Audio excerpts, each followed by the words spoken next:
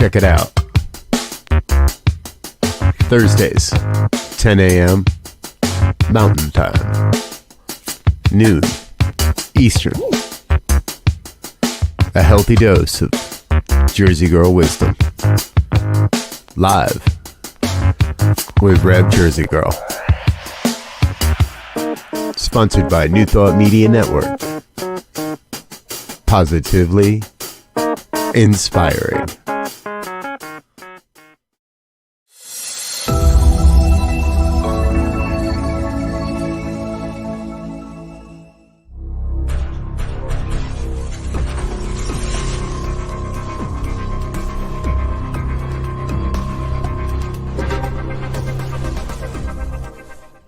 New Thought Media Network.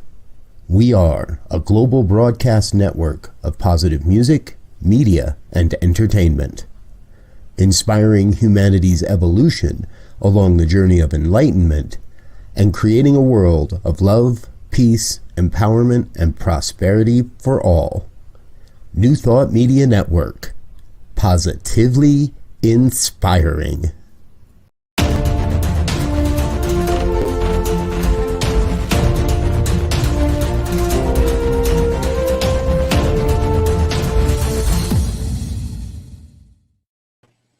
Hello there, beloveds. You might be wondering why we are here at 12:10 or 12:11 instead of 12 o'clock. And I'm just going to tell you it's the learning curve. So greetings on this beautiful day wherever you are. And if you don't know already, as the name implies, Jersey Girl Wisdom.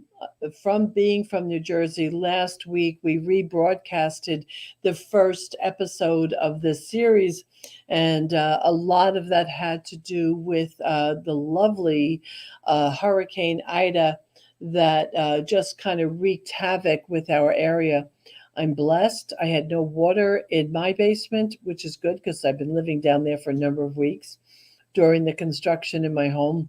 But all of my sons had water in their basements, a number of our community members.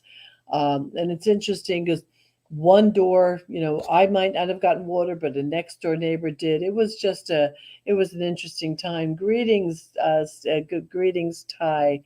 I'm so glad you're here. Hello, Grace. Thank you. Good to have you. So I'm continuing the series of the 4 agreements today. I'm going to try to tackle 2 at one time. Not an easy thing. But one of the things I want to tell you and I want to say to you right up front today is that in a couple of weeks, we are beginning the program for children. And when I say children, I'm looking at like 7 to 11 years old. Can they be older? Sure, they can. Can they be younger? Yes, if they can stay and pay attention, although we're only doing it for 30 minutes on Sunday mornings at, I believe it's 9:30 to 10 o'clock. And that's called the 4 agreements for non-adults.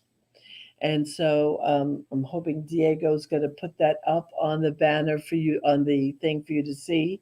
So if you have children, there you go. There's the registration, and if we could put up the flyer, that would be great. If you have children, if you have grandchildren, if you are a minister, there you go. 5 30-minute shows, and it starts at 9:30. This is East Coast time. I've been asked to do it again for West Coast time. We'll consider that.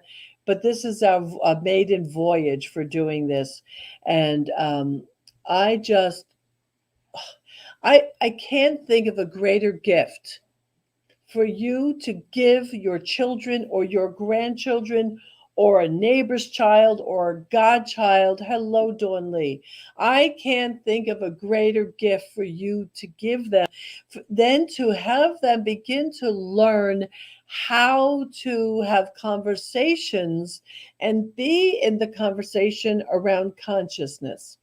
I started this work a gazillion years ago when I was very young.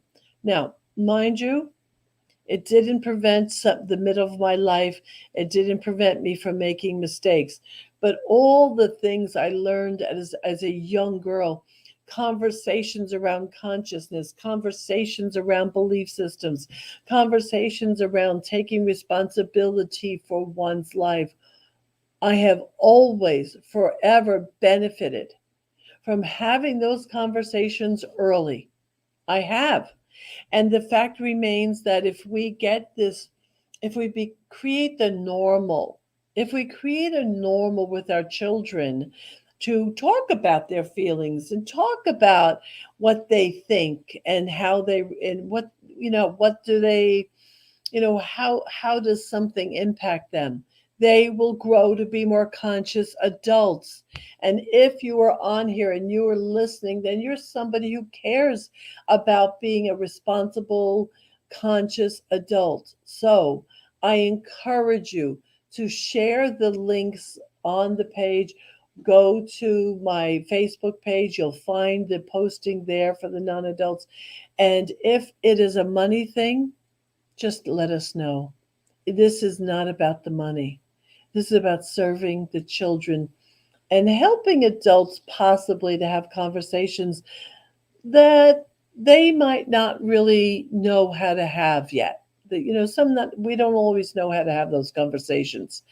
As someone who, thank you, Neil, as someone who raised a child from the beginning in this teaching, I want to tell you that the conversations between consciousness and the four agreements has helped him for many, many years, helped him, makes it sound like it was it's something we applied, but it gave him a powerful conversation to have. So do me a favor, support us on this maiden voyage, not because I need your help, but because I want to spread the word.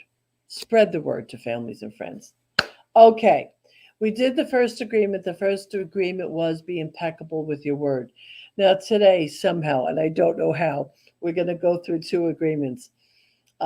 When I used to teach this in person, it was an all-day workshop. We spent hours, and we would be deep into process and to rituals and such. And so, doing this in this manner is going to be quite interesting. So don't take anything personally. That has got to be one of the most difficult agreements, and not just because I think so, but hearing it from others. You and I have not been taught, most of us, let me not generalize, most of us have not been taught to how not to react to the world around us. Most of us, from the time early on, where if something unkind was said to us, we felt it, and we thought that the pain we were feeling, right, came because someone said something to us. And yes, our parents or grandparents would be there to say, sticks and stones can break your bones, but names will never hurt you. And that's true. But it's true if you're conscious. It's true if you know who you are. It's true if you understand that you're not at the mercy of things. But if you lack any of that skill, if you lack that practice, if you do not have a disciplined mind, and I say something unkind to you, it's going to land. It's going to land. It is why it's so important in these for us to, when we're having conversations with loved ones, it is so important for us to really mind and all manner of our conversation, to never leave a seed in the mind of someone that could grow into being something that bothers someone. So the first week was about being impeccable with your word and gossip and all of that. But it leads into not taking things personally, because I want to make sure that in and of my own power, I live in choice. I live from choice. So while I listen to and Facebook, God knows if anybody's listening, I mean some of you are listening on Facebook right now.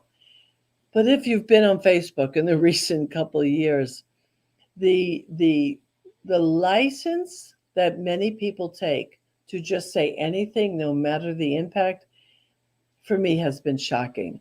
The license to tear somebody apart, the license to be unkind, the license to give advice, unwarranted advice, the license to find fault with people, to find fault with the Democrats, to find fault with the Republicans, to find fault with anybody. It's almost as if we think that, well, because I have Facebook and someone will listen to me, I can say whatever I want. Now you can, and that is the beauty of free will in this country and the Second Amendment. But what if we added to that? What if we added a caveat that yes, you could say whatever you want, but let's do so consciously. So that while I'm choosing not to take things personally, I'm going to flip that responsibility and make sure that when I engage another, I want to speak so that someone else does not have to guard themselves. If we're walking around guarded, it is because we are taking things personally. Here's the thing about walking around guarded. When you walk around guarded, you shut off not just the pain, you shut off love. You shut off love. Because to be guarded and be protecting oneself, we are keeping more than the pain at bay. We are keeping a lot more than the pain at bay.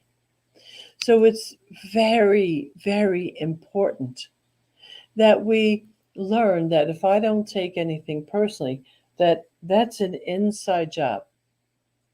That I don't let you critique me in a way that impacts me. But I also, the flip side of that is, I also don't let you make you what you say to me mean something to inflate me. Because if I give you the power to inflate me, I give you the power to deflate me. You got that? If I give you the power to inflate me, then that means you automatically have the power to deflate me. So, compliments are great. Compliments are absolutely wonderful. But that is a way of people inflating you. Now, can you enjoy one and then monitor the other? Yep, if you're practiced. See, everything is about being practiced. And our old metaphysical brothers and sisters and people like Raymond Charles Barker and Irvin Seal and, many of the greats, they were pretty straightforward about things. They weren't very gentle, but basically they were straightforward. If you don't want something to bother you, you have to choose it. You have to choose it. You have to take your power. Take your power. Take your power. And if you don't really know how to do that, then ask me. You can ask me personally. You can, and if there's a question you even have now about how to apply this, please put it in the link. I'm happy, or put it in the conversation. I'm happy to answer your questions or respond to your comments. As a born and bred Jersey girl, and some of you who live here will be amused by that. If you don't live here, or if you don't know the area, this won't quite make a lot of sense. We are kind of rough, We're a little bit rough and tough, and for me, I've had to soften the edges of energetically. I've had to soften the edges of my being. But here's the truth: we and please don't laugh, but we love to cuss. In Jersey, Everybody cusses. It just it's our language. I'm on a particular Facebook page called Jersey Roots, and everybody was always talking about how, we like Taylor ham and we like to curse. It's because it doesn't mean anything. And the fact is that I've said that many, many times over my years.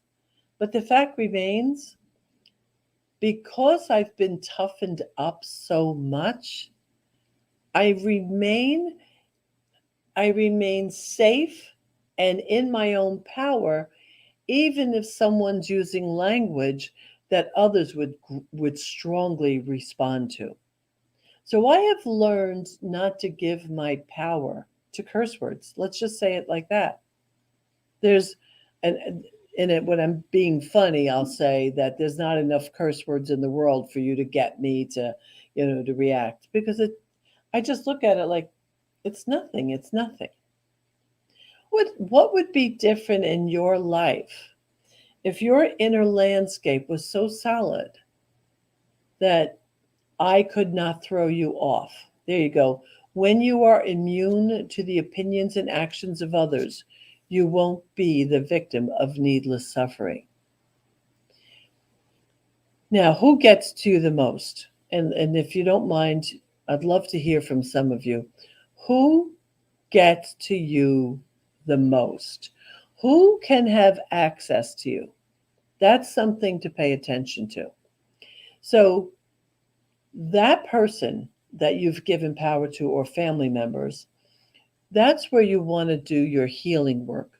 That's where you want to look inside and ask yourself, what is it about this person? Or what is it about what they're saying that I need to look at?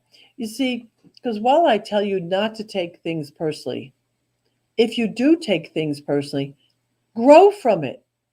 Don't let it be an uneventful experience in your life. So if I say to you, you are a rotten father, you're rotten, and you react, you have to look, what is that? Now, I'm going to tell you, and any therapist who might pay attention to this, it all goes to the shadow. It goes to the shadow, and it goes to how one judges themselves. However, if you can, if you can heal the root of that, then what happens is you find all this extra freedom, all this extra energy, this creative energy. Because if we're not busy suffering, we're busy living.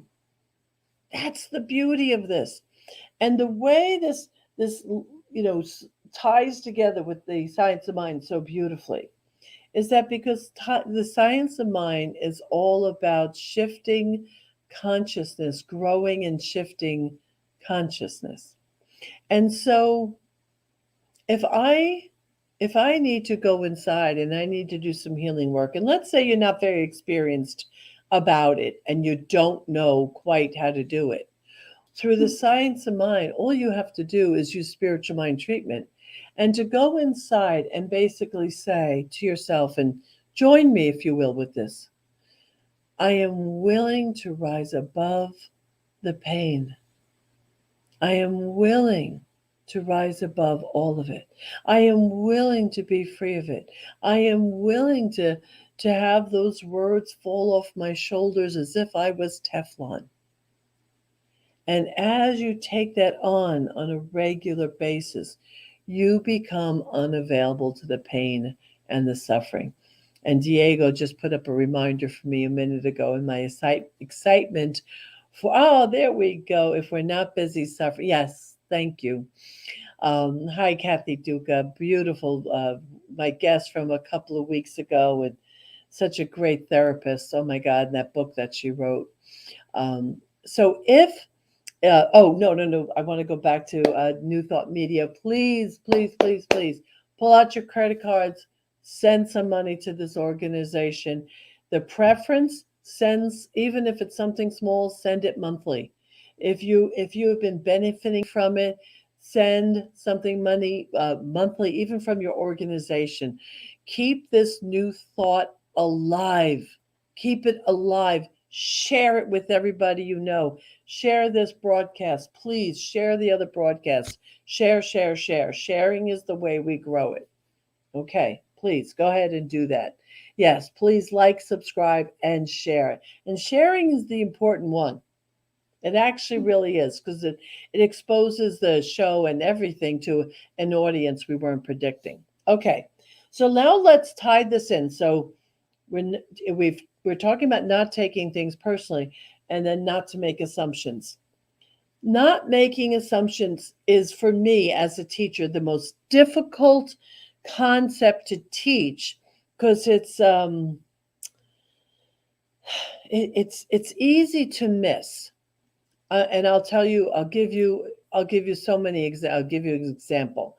If you are a manager or a leader, and you are in charge of a staff of people, it is very easy for you as that person in charge to mistakenly think that an employee knows something, understands something, and can implement something. And when you and I do not pay strong or a lot of attention to how we train somebody and ready them for a position, what happens is we set them up to fail. Okay? So in making that assumption, I can't read that, it's too small. In making an assumption, when we're making assumptions, there's an aspect of that means that we're using judgment, but not mindful judgment. Because I might make an assumption. I mean, there's thousands upon thousands of ways to make assumptions, and there's been a very it's kind of I don't know that I think it's well produced, but there has been a lot of Facebook videos out there where they show how people who will go to buy a car, but maybe they're dressed poorly, and the salesman, I have a story like that. My husband has a story like that. Going into a showroom, having a salesman size us up, making an assumption, not paying attention, and losing a sale. When you have preconceived ideas about your audience, about your clients, you are not allowing yourself to actually see somebody for how they are. Now, if you're a teacher, pay attention to this. If you're a teacher or a therapist, I actually want you to pay attention to this. This is a tricky piece here. There's actually a way for us to, as an individual, let me back up for just a second. As someone who sees the best in people, and I do. I think everything's possible. I think it's possible for you to succeed, for you to be healthy, for you to be happy. I work from that assumption. When I look at individuals, I'm looking for the appearance and the reality of good, of greater good, of God in them. So somehow, in making that assumption, when I'm working with somebody, I have been guilty, and maybe some of you can relate to this and give me a thumbs up if you have. I have been guilty of assuming that someone knew something more than they did, or that they were further along a path than they were. And so what happened is I might not work with them from the beginning. So I just think they know something they don't know. Not unlike training somebody as a manager or a leader. But my exuberance to believe in individuals, I have had students sit before me, and because when I look at you, I see you as whole. Now that sounds like a lovely thing, except where then I don't allow myself to see the completion of you. And it's very possible in that moment I've negated something that I needed to see. Does that make sense? I don't know if that makes sense or not. So when we make assumptions, we're not being curious. It is critically important for us to remain curious. If we're not curious, I'm not looking to find out who are you? What matters to you? I'm walking in with my filter. And my filter could be very distracting from the reality of who you are. Does that make sense? So, even as a coach, because I'm always seeing the good in people, it's still important for me to look at someone and say, okay, what is it you want to accomplish here? How can I support you? What gets in your way? And not assume that I know. Assumptions reduce what could be a valuable relationship and and interrupt the conversation and the communication in a relationship. Because if I'm not open to asking you questions and really finding out who you are, and I walk in from my, as landmark education would call it, if I walk in with my already knowing, then I am not seeing you. Matter of fact, you can't see me. You can't see me if you're not asking me questions and remaining curious. We start imagining what other people are doing, what they're thinking, what they're saying about us, and we dream things up in our imagination. We invent a whole story that's only truth for us. And I think that that comes directly out of the Four Agreements. Yep, there you go, thefouragreements.com. Being willing to be wrong is actually a healthy thing. Being willing to not know is a healthy thing. It's healthy to say, I don't really know what's going on here. And then to ask somebody you are in relationship with, to ask them, what do you want to have happen here, without the assumptions that come. So I'm just trying to think of how else to pull this together. The key component is be willing to know what you don't know. Be willing to know what you don't know. Be willing to ask questions. Be willing to be wrong about someone.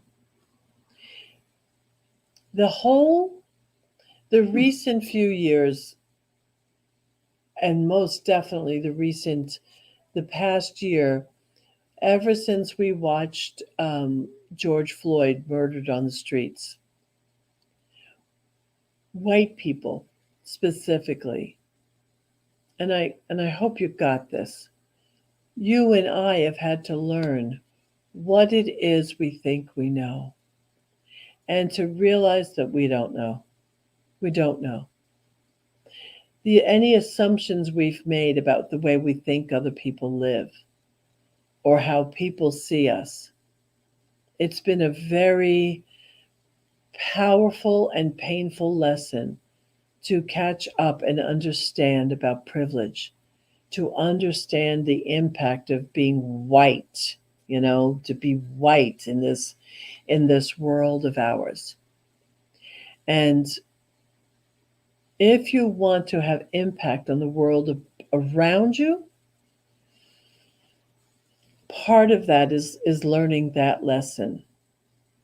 And again, to sensitize yourself to people's to their wants and their needs by asking them.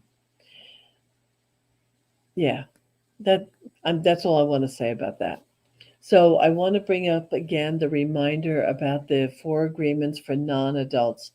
And if you have children, if you know people with children, if they're on the East Coast, it is a absolutely gentle. I know the four agreements. I know the science of mind, but my partner in crime, Marcy Schneider, is a 42-year teaching veteran, and she brings a lot of sensitivity to children and how they learn and how they listen.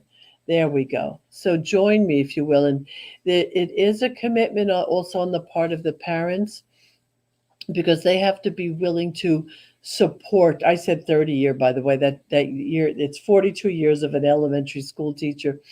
Um, it's very important that the parents or the grandparents or the godparents or whoever it is, that they follow along, because the assignments for the children are: go home or go back into your house and teach what you've just learned. So it's important that the adults in the house be teachable, not to make assumptions. Let the children tell you what's real to them. Tell you what you've learned. And on the last day of that class, we're going to come together with the adults and kind of debrief together. We're keeping it as light as we possibly can, but it's a gift. It's a gift that you'll be giving. And I want to say it again. We're only charging $20 for people in our community, and if outside of our community, excuse me. If it's a financial burden, please talk to us. I'm happy to waive the fee. Happy to. Happy. The reason that we charge is we have costs. That's the reason. So my hope and dream for you is that you, if you have not owned the Four Agreements book, that you pick it up. You don't just pick it up, you read it. And you don't just read it, but leave it around as a reminder. Often, what happens is we remember not to take things personally after the fact. Let us learn to take things personally before it lands in us. Let us become individuals. Because, and I do want to say one more thing about this, and I've said it many times. You've probably heard it here with me. Back in the 70s, there was a book called The Handbook to Higher Consciousness by Ken Keyes, something like that. Can't remember it. And he said, whether you take offense or you give offense, you are the offender and the offendee. Get how profound that is. Whether you t- um, whether you take offense or give offense, you are the offender and the offendee.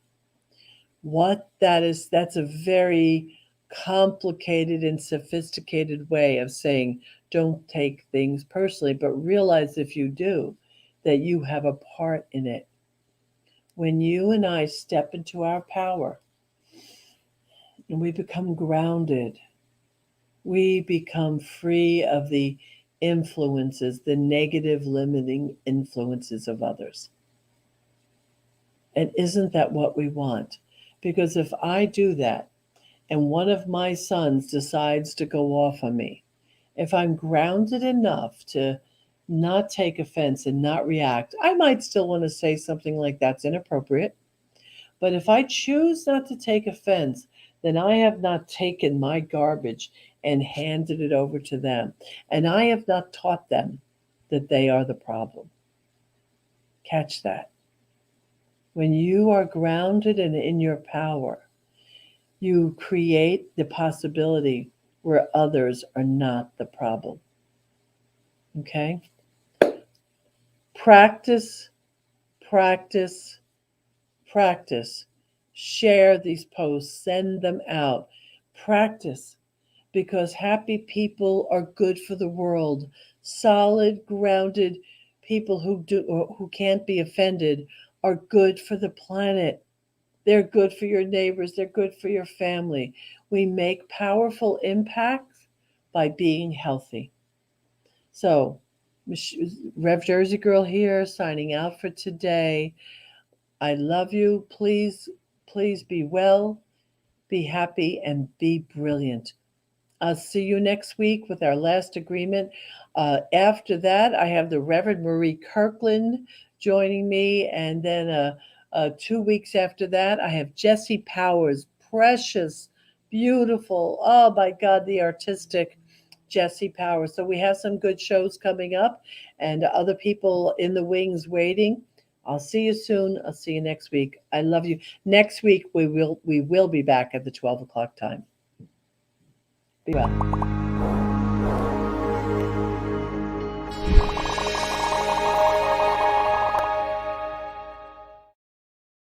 New Thought Media Network is on the rise. We're looking to grow with you. Do you have technical media experience? Or perhaps a desire to learn? Are you willing to volunteer your precious time and attention? We share this message to benefit all. If you possess a computer with a camera and a microphone, we will share our knowledge with you. Behind the scenes or being the star, let us bless our one. Contact us at info@ntmedia.org.